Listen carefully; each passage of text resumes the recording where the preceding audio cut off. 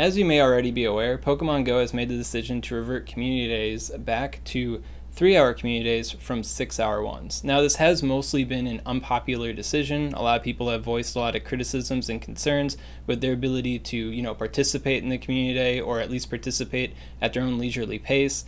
And then also their concerns with this in regards to the incense change that has happened to Pokemon Go, which has also been, for the most part, pretty unpopular. But one element to this whole debacle that I didn't want to go overlooked is how this change to community days impacts competitive players in the Pokemon Go PvP scene. In this, I'm also going to be discussing various forms of cheating in Pokemon Go, ranging from GPS spoofing to maps and scanners to just shaking the good old sock with a phone in it. And my goal isn't to shame anyone who does any of these methods, and it's not to encourage people to do them either, but to talk about them objectively and how they impact the competitive PvP scene, especially in relation to the community day change.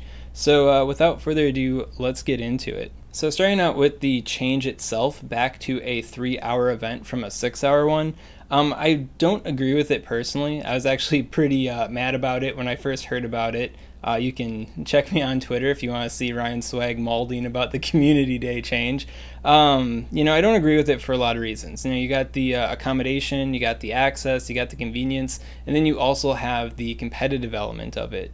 And but at the end, talking to some friends of mine and people in the community, I can appreciate the goal of trying to bring people together, as so long as bringing people together is safe in these uncertain times right now. Some places are feeling more comfortable with their COVID situations. Some people are still having a pretty bad time with it.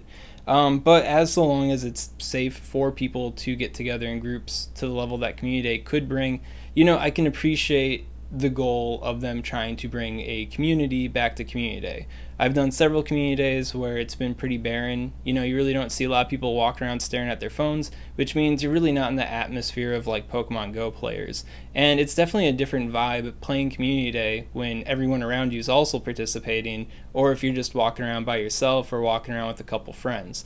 It's sort of like I go to a lot of anime conventions, and just being in that atmosphere of people of similar mind doing the same thing as you with similar interests, like it just feels good, and you can meet new friends that way. So I don't think it's ridiculous or unreasonable for Pokemon Go to try to want to foster that.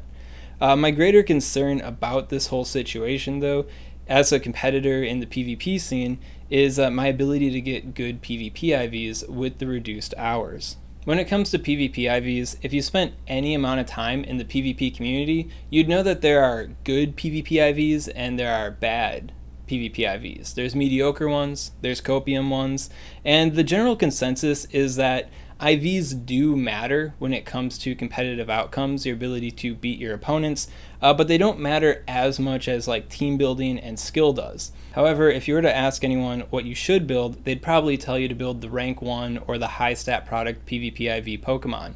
Now, if you're not too familiar with PvP IVs yourself, this is all sounding like Greek to you, I do have a PvP IVs simplified video, link up above in the description, if you want to learn more about PvP IVs. I'm not going to be discussing them too much further. Just know that there are good PvP IVs, like desirable ones, and then there are mediocre, copium, and like bad PvP IVs. Ones that you wish were a little bit better, that do affect your competitive outcomes.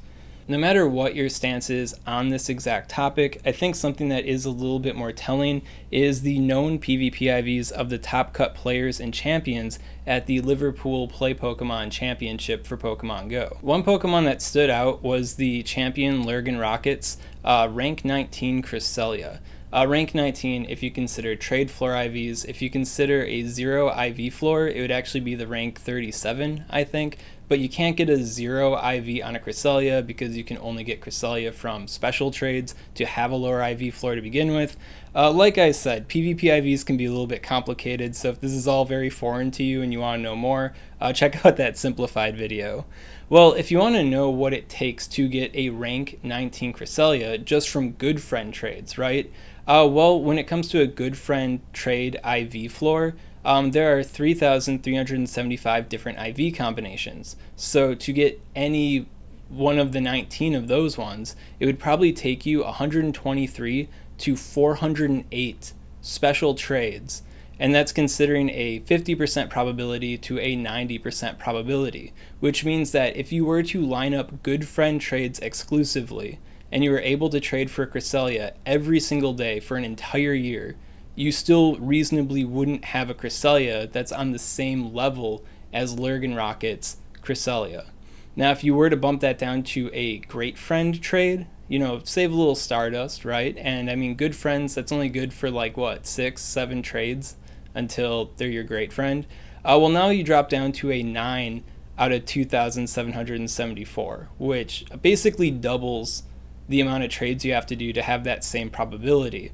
And if you were to bump that up to a Ultra Friend trade, well, it's the rank 1 for Ultra Friends. So we're talking in the thousands of special trades to get one that's on the same rank as Lurgan Rockets or better. And I mean, it's only 1 for Ultra Friends, so same difference, right? Another example would be a Mind Jokes Sableye. It is the rank 2 purified Sableye, so there is one IV split that is better than his in regards to stat product alone. And to purify into these IV spreads, either of those two, there's actually 12 different Shadow Sableye that could purify into the rank 2 or the rank 1 Sableye. So that gives you a 12 out of 2,774 chance to get that Shadow Sableye to purify.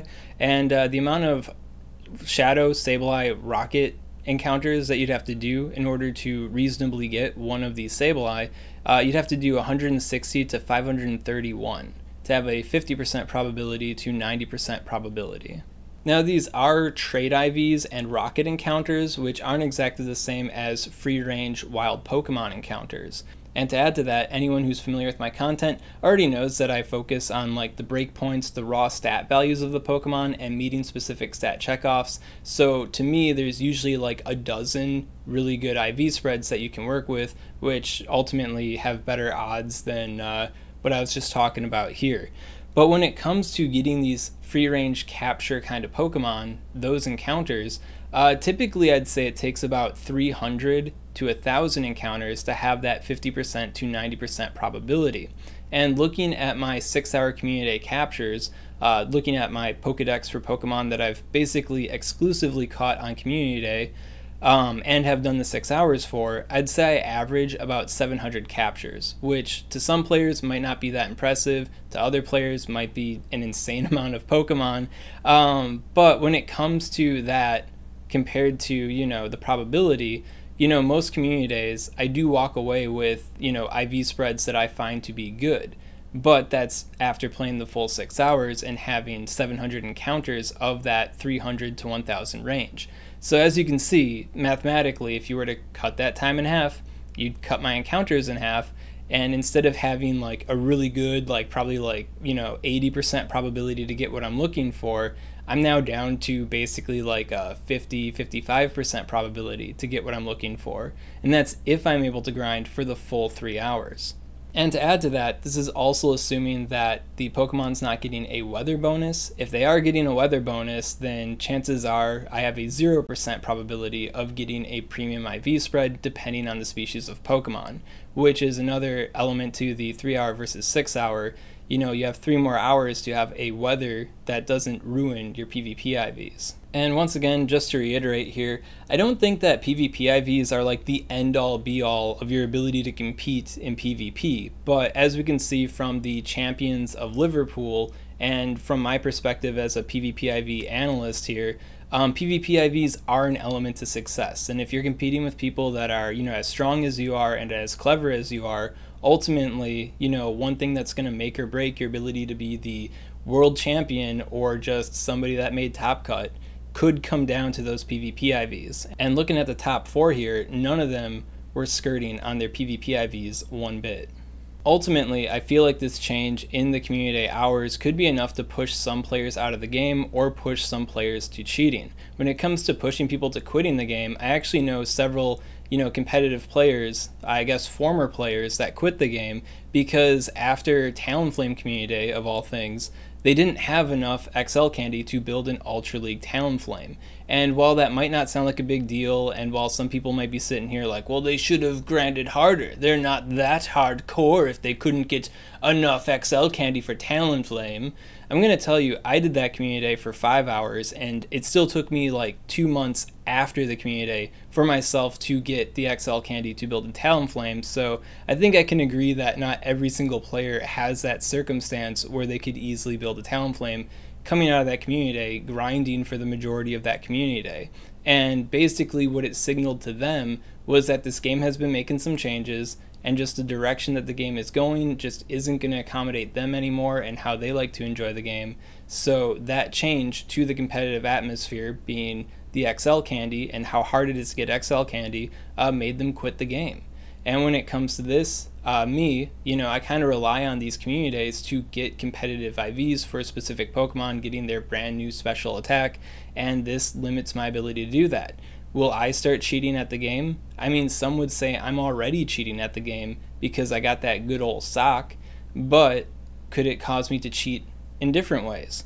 Well, let's talk about how people do cheat at Pokemon Go. Now, when it comes to talking about like how people do cheat at this game or can cheat at this game, once again, I want to reaffirm that I'm not trying to shame anyone who does cheat, and I'm not trying to encourage anyone to cheat. I just want to talk about cheating in this game objectively and how it impacts people's ability to compete versus, if they don't. And I guess trying to frame it in a way where it's like Pokemon Go should try to make the playing field a bit more even for non-cheaters to compete with cheaters. And once again, I'm not trying to, single anyone out by using the word cheater. In this, I'm going to, be saying that GPS spoofing is cheating and that shaking your sock is technically cheating. And I'm not saying that they're the same level as cheating, the same level as bad. I'm not talking about them being as bad or good or not. It's not the focus of this. The focus of this is the competitive advantage that these methods can give people. So when it comes to GPS spoofing, I think it's quite obvious how that can give a person a competitive edge when it comes to PvP Pokemon, PvP IVs, catching different species of Pokemon from around the world, getting XL candy, doing distance trades. The big risk with GPS spoofing, of course, is that your account can get banned. But a lot of GPS spoofers, seem to proclaim that like ain't nothing happening to them, ain't nothing has happened to them. But at the same time, there are people that have gotten their accounts banned, and I personally wouldn't be willing to risk all the time and money that I have put into this game and have it all get taken away because I wanted to, fly across the street to catch something, right?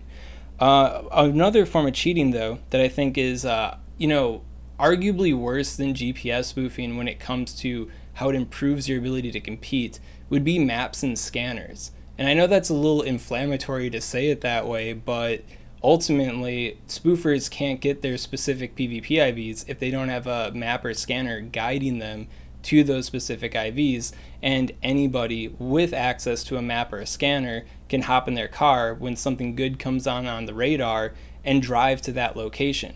And while it's not equivalent to spoofing, the outcome's still the same, in which you get this hyper premium IV that you wouldn't probably have gotten otherwise had you not hopped in your car and gone to where the map and scanner told you to go. Now, when it comes to my own personal experience with maps and scanners, back between 2016 and 2018, I lived in a community that had a pretty robust and active IV scanner. Now, back then, we weren't looking for weird PvP IVs because PvP didn't exist. It was mostly throwing up like high percent hundo type Pokemon. And if anyone's familiar with my brand, I'm really not too interested in hundos. Aside from now Master League PvP, but back then I was mostly, interested in giving people access, showing them that their hundos aren't that important. But at the same time, even though I really wasn't using this scanner, if somebody were to roll up and be like, guys, quick, get in the truck, there's a 98% Dragonite out in this parking lot at Target, am I hopping in that truck? Am I a cheater, pumpkin eater for hopping in that truck? Am I a bad guy? And I don't think many people would criticize me for taking advantage of that. And to that end, I gotta say that it is kind of a bummer that I now live in a location that doesn't have a robust PvP IV scanner, because think of how easy it would be for me to get, like a high stat product, Vigoroth or something like that, if I just had an app that told me the location of where it was, how long that spawn was gonna last for, and I could figure out if I could reasonably drive to it in time. Instead of spending a whole lot of time catching a whole bunch of slack-offs just to be disappointed, I could hop in my car and drive over there and go get it. So What I'm trying to say here is that there is an extreme competitive advantage that people with maps and scanners might not be exactly aware that they have, and they might assume that everybody has that same advantage. But you got the Swagman here, and I don't have that advantage, and I gotta say it is kind of a bummer. Now, does this limit me so much that I'm not able to, hit the top 100 on the leaderboard or be in the top 1% in the world for, the Sylph Arena? No, not exactly. But would my life be a whole lot easier if I did have that access? And I think the answer would be yes. Now, I do know that there is a good scanner about 2 hours south of me and a good scanner 2 hours north of me. And I guess you could argue that I could just drive to one of those cities on a day trip, chill in a coffee shop, sipping coffee until something good comes up on the nearby. And I had considered doing it. A couple of years ago, I was actually looking at their scanner rates, and I determined that I could drive up to one of these locations and sit in a coffee shop for 6 hours and get nothing, and it would be a complete waste of my day, a complete waste of time, and that ultimately PvP IVs don't matter so much that it doesn't really warrant me spending that much time to try to maybe get a good PvP IV. But at the end of the day, if I was living in one of those cities and had access to those scanners 100% of the time, then it would be like no problem for me to take advantage of them when something good were to come up. It's just something that a lot of players do have. A lot of players do have access to. They might not see it as cheating, but there are haves and there are have-nots when it comes to that. And I felt that the 6-hour community day wasn't a complete equalizer, but it was enough of an equalizer where I felt I could still be competitive. And I'm still sticking in this game because, I've got a YouTube channel dedicated to PvP. I'm very competitive. I get paid by a website to do PvP IVs and stuff like that. So I don't think that this hit will exactly knock me out of the game, but just like my competitive friends who quit because of the XL situation, I could see some players just saying, that's it, like, I just can't do it anymore. Like, I grind for 6 hours to get the IV I want, and mathematically for 3 hours, it probably isn't going to happen. If the weather's bad, it's definitely not going to happen, so this sucks. This isn't a game for me. This isn't a game I feel like I can compete in. Ultimately, the solution that I see to this problem, to me as a competitor, would be to have some sort of like IV manipulating mechanic or IV manipulating item added to Pokemon Go. Now, I know a lot of people feel like Pokemon Go would never do this because, they got their cash cow that are the legendary hundo raids, people chasing after their hundos, dropping Benjamins to get their hundos. But I'd have to say that other successful mobile app games like Fire Emblem Heroes and Genshin Impact also have implemented, IV fixing items and systems in the game called sparking, where you're guaranteed to get like a valuable item if you were to try to get it so many times. Basically a way to guarantee the good, valuable money-making thing for players without infinitely spending money or time trying to get it. And those games are profitable and lucrative, so I don't think that it would be, unreasonable or untenable for Pokemon Go to implement a similar feature and make us happy as, free-to-play or light spenders, while also having it be profitable for them. Just checking the rates when it comes to Fire Emblem Heroes and Genshin Impact for these, desirable guarantee a thing type systems, it seems that like they can guarantee players what they want about every like 1.5 months, circumstances depending. And when it comes to like light spenders, that rate increases to about every single month to do a full fix on something. And then when it comes to whales, people that are dropping real Benjamins, well, I guess, the price is the limit.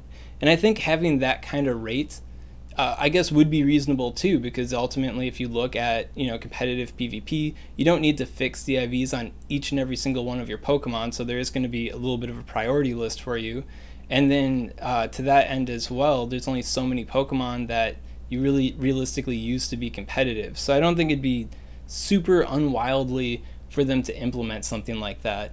And then when it comes to the competitive players in the game, when it comes to those other games, when it comes to their challenging or competitive game modes, usually they give a little extra of that resource to, encourage people to continue to be competitive, continue to engage with the challenging game mode.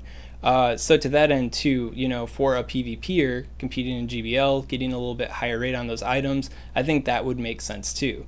Of course, this is all assuming that Pokemon Go implements it in an intelligent way, and I could prattle on forever about how I'd personally like to see this implemented in the game, and all of it really doesn't mean anything because what I'm saying ultimately really doesn't have any impact on the community, doesn't have any real impact on the game. I'd like to think that, you know, I'm the ultimate Pokemon Go content creator and everybody watches me, but you can see my view numbers and it's like maybe 10,000. So ultimately, I can dream about every cool thing I want in this game. Probably isn't going to do anything, but if I can like plant the seeds in the community to have them continue to talk about these PvP IV fixing items as possibly a way to balance the game more, you know, I think that ultimately could have an effect later on, kind of like grassroots, just, you know, starting the discussion, continuing the discussion, because at the end of the day, I don't think Niantic's going to change their minds when it comes to the 3-hour community day. I think we're just kind of stuck with it, and there ultimately isn't anything I can do to make my situation that much better, so this is what I can do, I guess. And to kind of round things off here, I'm not suggesting that the only issue with the 3-hour community day is the PvP IV situation. Obviously, the 3-hour community day impacts many people in many different ways, you know, regarding like accessibility, you know, their ability to participate in the event to begin with, the ability to participate with it at their leisure. And I'm not trying to belittle, you know, those kind of concerns. Those definitely are concerns that should be addressed by Niantic. But I feel like the whole PvP IV situation is kind of swept under the rug here, so I wanted to make a video kind of focusing on that particular issue and how that particular issue could be addressed to make it less of a problem for that part of the community. And once again, you know, so many people use maps, they might not realize how big of a problem this can be for people, but it really does suck. And even if you are a maps user, I mean, hey, do you want to do hundreds of Cresselia trades to get a good IV Cresselia or a Registeel, something like that? PvP IV fixing items do help the map users too. Helps everybody. And I'm not saying that how you play the game in your own personal way or what methods you use to cheat at the game or if you consider it cheating or not, like, that's not the concern, that's not the focus. Focus here is just on the IVs and how to make this situation better for everybody. So that wraps up my video on how the 3-hour community day impacts, you know, PvP in Pokemon Go. If you have anything to add to the conversation here or your perspective on the, you know, PvP IVs or the 3-hour community day in general, you know, you can comment below, let us all know, have your voice be heard here. If you enjoyed this kind of content, you want to see more like it, I guess I really don't do content like this that often, but if you enjoyed this kind of content, I guess let me know as well. And yeah, if you are into diving deeper when it comes to PvP and PvP IVs in Pokemon Go, that's kind of what this channel is all about for the most part. So if you're into that, make sure to subscribe. SwagTips. I'd also like to give a special shout out to these Patreon supporters. If you want to support Swagman on Patreon, link in the description. By the way, if you guys were like wondering why I you know, wasn't using my face cam in this video, it's just that, you know, it's such precise, detailed information. You know, I got it written down here that it's kind of hard to like pay attention to a camera and then say what I want to say precisely the way I want to say it while paying attention to a camera. So that's why I did it the way I did. So hi there. If you missed me, I'm here.